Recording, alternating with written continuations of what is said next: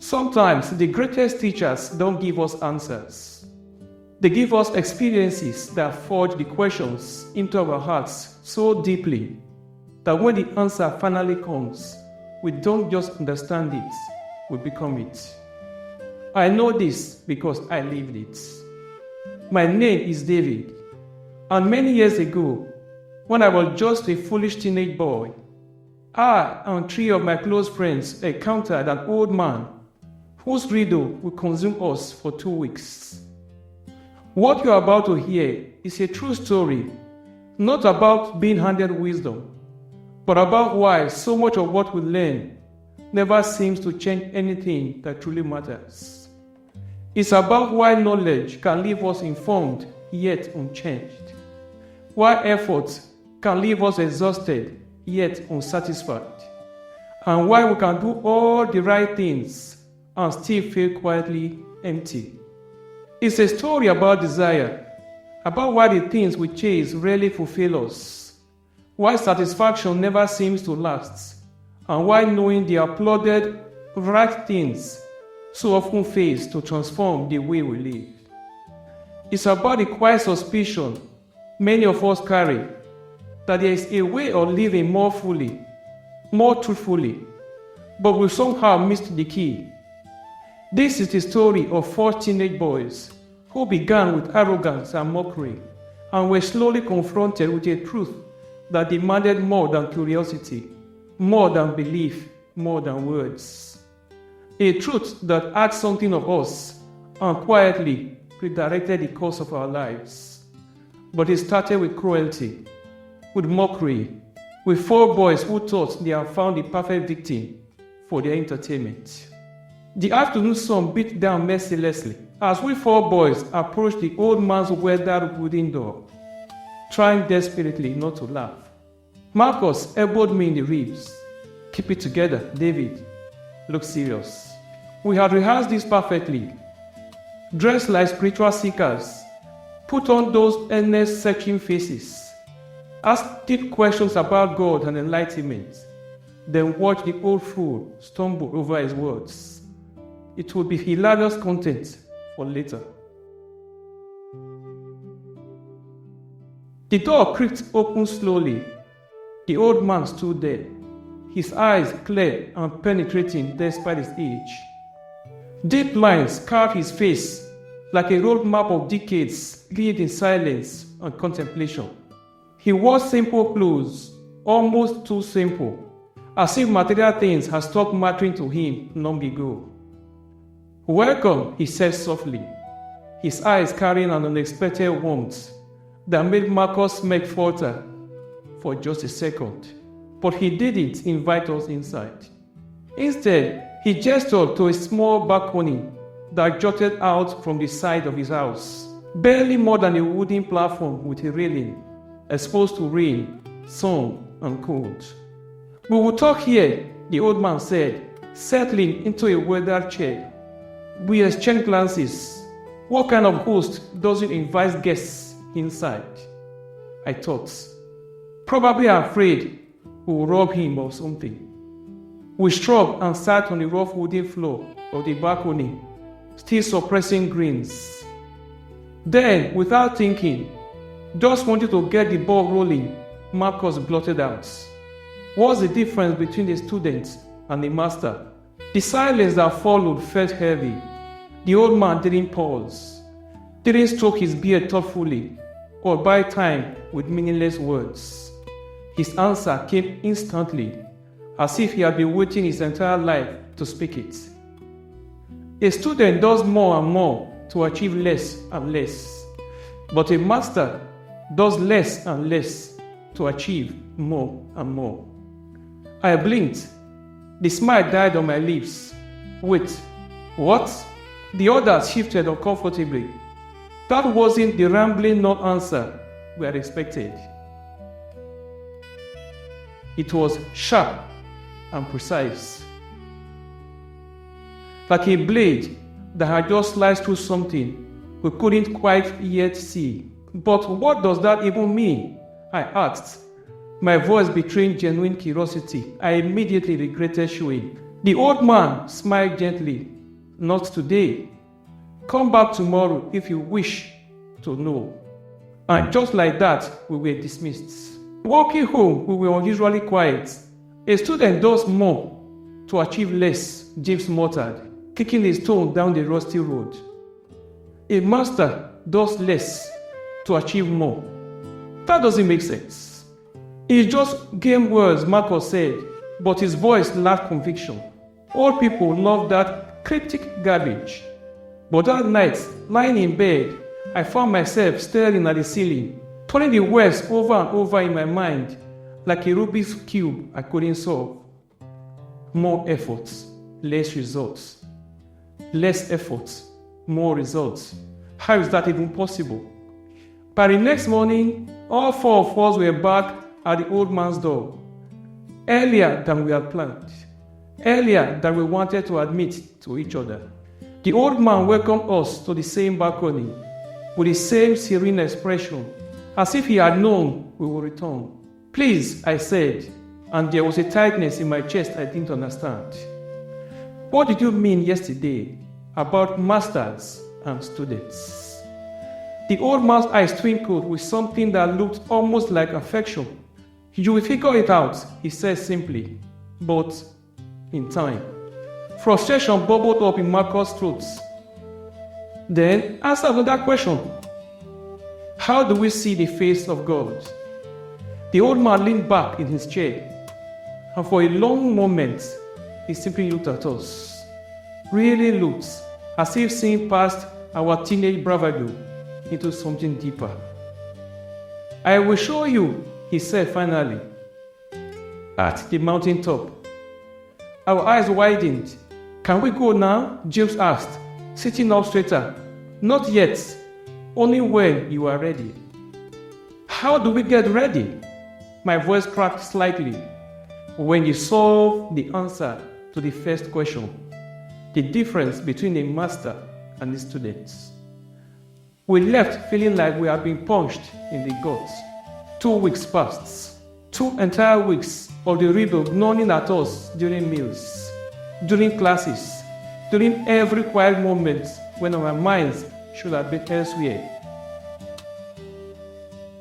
It became a fire in our minds that refused to be extinguished, growing hotter, more insistent, more unbearable with each passing day. The change in us didn't go unnoticed. Have you seen David lately? Our classmates whispered.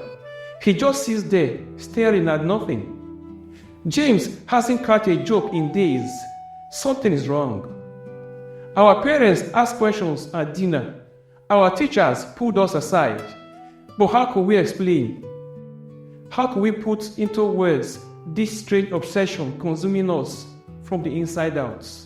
So we began asking others casually, carefully, as if it were just philosophical curiosity.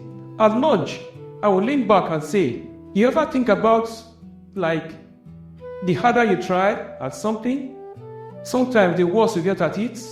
Then I'll watch their faces, hoping someone will understand, will unlock the puzzle. But nothing. Marcus tried a different approach at his soccer practice. My cousin told me this thing, that masters barely try, but accomplish everything, while students exalt themselves and get nowhere. Weird, right? His teammates shrugged. Maybe it's about working smarter, not harder. But how? Marcus wanted to scream. That wasn't it. It wasn't about efficiency. It was something deeper, something that felt like it was vibrating just beyond our ability to grasp it. James approached his older brother one evening. If you had to explain the real difference between someone who has mastered something and someone still learning, what would you say? His brother laughed. Experience, obviously. Time. Practice. Why? James turned away, frustration burning in his chest. Nothing. Never mind. Each answer we received felt hollow, incomplete. Like looking at a photograph of food when you are starving. It has the shape of what you need, but offers no substance. 2 weeks of this torment, 2 weeks of restless nights, of waking at 3 a.m. with the puzzle rising in our minds like a heartbeat. 2 weeks of watching each other grow quieter, more withdrawn, more haunted. On the 13th day, "I blame you," James said, his voice barely controlled as he cornered Marcus after school. "Why would you have to ask such a stupid question?" It was just supposed to be funny, Marcus shot back, but his voice cracked. His eyes were red-rimmed from lack of sleep. "I didn't know you. This isn't funny anymore," I shouted, and there was something desperate, almost wild in my eyes. Something fundamental had shifted in all of us.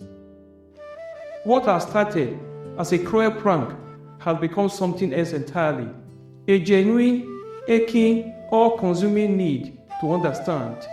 The kind of need that follows you into dreams and greets you when you wake. The kind that makes food taste like ash and laughter feel impossible. By the end of the second week, we could barely function. When we returned to the old man's house, we weren't smirking anymore. Our faces were drawn, exhausted. We looked like people who hadn't slept properly in days, because we hadn't.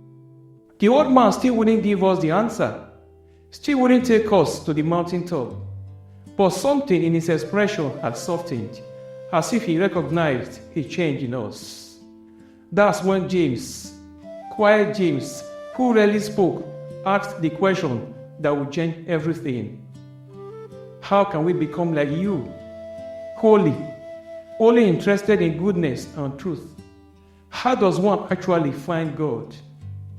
For the first time, the old man chuckled a warm, genuine sound. "I learned how to find God from my master," he said, his eyes distant with memory, "at the river. And ever since that day, I gave my heart completely to the divine, because I understood." The word river hung in the air between us. Our minds immediately leaped to the same place. Baptism. That had to be it, right? The sacred ritual, the moment of transformation when everything becomes clear.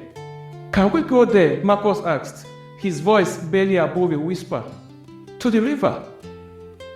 We expected another riddle, another delay, another test. Instead, the old man nodded. "Yes, but prepare yourselves. The river lies beyond the mountaintops. We must climb over and through the forest to reach it." Before we left, we offered to help the old man with anything he needed. "Help me bring these chairs inside," he said simply. Inside? Into the house? The place he had never invited us before? We stepped to the door slowly, and what we saw stopped us cold. Nothing. The old man had almost nothing. One simple chair, a sleeping mat, a cup, a bowl, the absolute bare minimum to sustain life. Yet, the space felt full somehow, peaceful, as if the emptiness itself was a kind of presence. I felt my throat tighten. How can someone with nothing feel so complete? Walking home that evening, the excitement was almost unbearable. "The river," James said breathlessly, breaking the silence we had heard since leaving the old man's balcony. "That's where his master baptized him. That's where everything changed for him." He said he gave his heart to God there, I added, my pace quickening despite my exhaustion. He understood something we don't yet understand. Marcus grabbed my shoulder, stopping me in mid-stride. His eyes were wide, almost wide with hope. Do you think we'll be baptized too?" The possibility hung between us like lightning about to strike. For the first time in 2 weeks, 2 endless weeks of torment and sleepless nights, and questions that had no answers, the consuming fire of the riddle was joined by something else. Hope, anticipation. The electric feeling that answers were finally within reach. We spent the evening in feverish preparation, gathering supplies for the climb, choosing our clothes carefully, as if dressing for something sacred, discussing in hushed, reverent tones what baptism might feel like, what revelation might await us at the river's edge, what it meant to truly give your heart to the divine. Do you think it hurts? James wondered aloud. Does it matter? I replied. Sleep came reluctantly that night, and if it came at all. When it did, we dreamed of water and light and mysteries about to be unveiled. The next morning we met at dawn. The climb was easier than expected. A warm path spiraled up the left side of the mountain, evidence that others had made this journey before. At the summit, we spun in circles, searching. Where is it? Marcus demanded. Where is the face of God? All we could see was the valley below, trees, houses, light continuing as it always had. Disappointment crashed over us like a wave. Wait, I said. He never said it was this mountain. He said, over the mountain to the river. The old man, standing quietly nearby, smiled to himself. By the time we reached the river, we were exhausted, drenched in sweat, our legs trembling. We collapsed on the river bank, gulping water from our bottles. The old man sat calmly, gazing at the flowing water, as if reading a book written in its currents. At the mountain top, he said softly, "Did you see the face of God?" I felt anger flare in my chest, hot and sudden. "We saw nothing," I snapped, my voice sharp with frustration. "Just people, grass, regular life. Nothing spectacular." The old man remained silent, still staring at the river. After we had eaten and rested, Marcus said we were ready. The old man stood. "Okay, I'm ready to show you now. We will go one at a time. Who is first?" They chose me. The old man led me to the water's edge, out of the view of the others. He told the remaining boys to wait by a nearby shade. "When I'm finished with each of you," he said, "I will show you a path back to the village." One by one we went. One by one we experienced something that left us shaking. By the time the old man returned to his home that evening, 3 of us were waiting at his doorstep. Our faces were contoured with rage. Marcus was pacing like a caged animal. Jay's fists were clenched so tight his knuckles had turned white. My eyes burned with betrayal. Only one boy, the fourth, sat quietly to the side, his expression unreadable. The old man chuckled softly to himself, as expected. We stormed inside, our voices overlapping in anger. "How dare you? You tried to drown me. You held my head underwater. I couldn't breathe. I thought you were going to kill me. Is that how you teach? By murder?" The accusations flew like arrows. You never answered our questions, not one. The difference between master and a student, nothing. The face of God at the mountaintop, we saw nothing. "I think I know the difference now," one of us said bitterly. "A master is just someone who..." "Stop!" The old man's voice called through the chaos like a bell. Silence fell. His eyes moved from face to face. And when he spoke, his voice was barely above a whisper. "When you were in the river, pressed down under the water, what mattered to you most?" We froze. What was the only thing you wanted in that moment? My anger crumbled. My voice came out small, broken. "Air." "Air," James echoed. "Just air," Marcus whispered. The old man nodded slowly. When you want God that much, when the divine is the only thing you think of every day of your life, while you walk, while you serve, while you perform all your daily duties with love, then you shall find what you seek. The room fell into absolute silence. Slowly, one by one, we sank to the floor. I felt tears burning behind my eyes. The riddle, the mountain, the river, it all crystallized in my mind with perfect, devastating clarity. A student does more and more, trying everything, grasping at techniques and practices, accumulating knowledge, achieving less, because their desire is divided, scattered, half-hearted. A master does less and less because their desire is unified, pure, love, singular, like a laser burning through paper. Less action, more power. Because they want it the way drowning man wants air. At the mountaintop, we have seen the face of God. In the trees, the people, the life continuing below. God was everywhere. We just hadn't had eyes to see it. Until we were drowning. Until desire became absolute. I bowed my head to the old man, and the others followed. The fourth boy, who had been silent all along, finally smiled. He had understood from the beginning. Sometimes the greatest teachers don't give us answers. They give us experiences that forge the questions into our hearts so deeply that when the answer finally comes, we become it.